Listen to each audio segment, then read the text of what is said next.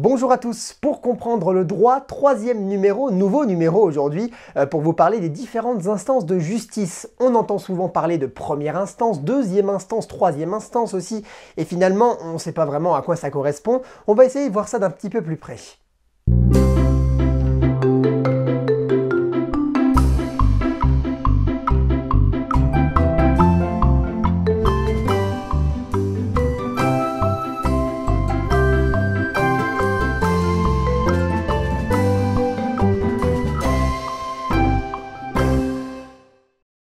En fait, en droit français, il existe trois instances, tout simplement parce que vous avez le droit de contester deux fois une décision de justice vous concernant. Je m'explique. Rappelez-vous, je vous le disais dans les précédentes vidéos, le tribunal peut juger une affaire pénale, c'est-à-dire quand vous commettez une infraction qui va contre la loi, ou une affaire civile, c'est-à-dire quand il y a un litige entre plusieurs personnes. Donc, lorsque vous commettez une infraction ou qu'un litige doit être traité, vous passez devant un tribunal de première instance. À ce moment-là, le tribunal statue sur l'affaire, il rend sa décision. Alors, dans le cas du pénal, il vous relaxera ou il vous déclarera coupable en fixant la peine infligée. Dans le cas du civil, il rendra une décision pour l'affaire sur laquelle il doit statuer. Mais en droit français, toute personne condamnée a le droit de faire examiner sa condamnation par une autre juridiction. Ça, c'est le code de procédure pénale qui le dit. C'est ce qu'on appelle faire appel. Là, vous estimez que vous n'êtes pas d'accord avec la décision qui vient d'être prise et vous souhaitez être jugé une nouvelle fois. C'est votre droit. C'est donc là qu'entre en jeu la deuxième instance qui va rejuger l'affaire en fait une deuxième fois.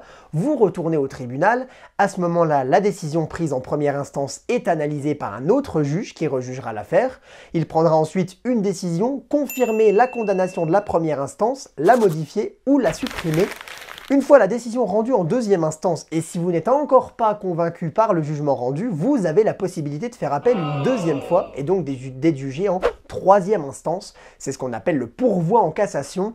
À ce moment-là, le jugement sera un petit peu différent parce que la troisième instance, elle n'examine pas vraiment les faits et l'affaire en général, elle va examiner la forme de l'affaire, c'est-à-dire qu'elle va plutôt dire si oui ou non la procédure a bien été respectée, si la loi a été respectée, si elle n'a rien à reprocher aux juges et aux enquêteurs chargés de l'enquête.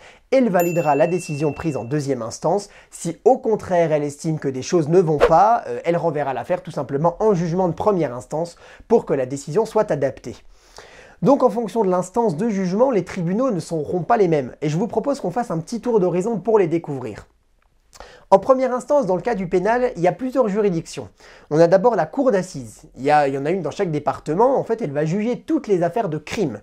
Elle est composée entre autres de 6 citoyens tirés au sort. C'est la fameuse instance en fait où toute personne majeure peut être convoquée dans l'équipe de jugement, devenant ainsi juré d'assises. Et ouais, si vous avez plus de 18 ans, il peut vous arriver un jour d'être tiré au sort et de recevoir un courrier qui vous convoque à une audience obligatoire. Vous devrez alors vous y présenter et à l'image d'un juge, dire si vous jugez la personne coupable ou innocente. Pour le jugement des délits, ce sera le tribunal correctionnel et pour juger les faits les moins graves, c'est-à-dire les contraventions, c'est le tribunal de police qui jugera l'affaire. A savoir que dans le cas des mineurs de moins de 16 ans, au pénal, c'est un tribunal spécial qui jugera l'affaire, le tribunal pour enfants. Toujours en première instance, mais dans le cadre du civil, cette fois, il y a 4 tribunaux principaux, bien qu'il en existe d'autres dont on parle un petit peu moins. Celui dont on parlera le plus, c'est le tribunal judiciaire. Il réunit aujourd'hui ce qu'on appelait avant le tribunal d'instance et le tribunal de grande instance.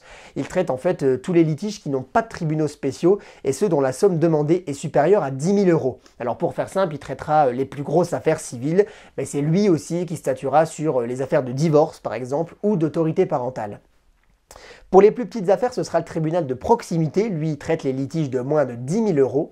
Moins courant, mais dont vous avez sûrement quand même déjà entendu parler, c'est le conseil des prud'hommes. C'est à cet endroit en fait que vont se juger les litiges liés au travail, c'est-à-dire les conflits avec votre employeur, par exemple. Et puis, il existe également le tribunal de commerce qui statuera sur les litiges liés aux actes de commerce. Pour faire simple, c'est tous les litiges entre les commerçants, par exemple, ou les litiges entre commerçants et clients. Ça, c'était le passage le plus compliqué de la première instance. En deuxième et troisième instance, c'est plus facile puisqu'on fait plus de distinction entre le civil et le pénal. C'est la même juridiction qui jugera les affaires civiles et pénales. En deuxième instance, c'est la cour d'appel qui statuera une deuxième fois sur l'affaire et qui confirmera ou infirmera la décision du juge prise en première instance. Et en troisième instance, c'est la cour de cassation qui prendra le relais. C'est la plus haute juridiction en France et c'est elle qui, si l'affaire a été traînée jusque-là, rendra une décision finale qui ne pourra pas être contestée. Voilà, vous en savez désormais un petit peu plus sur ces histoires d'instances et sur les différents tribunaux et instances de jugement en France. J'espère que c'était clair en tout cas et que ça vous aura plu évidemment. On se retrouve très bientôt pour un nouvel épisode pour comprendre le droit. Très belle journée à vous, à bientôt.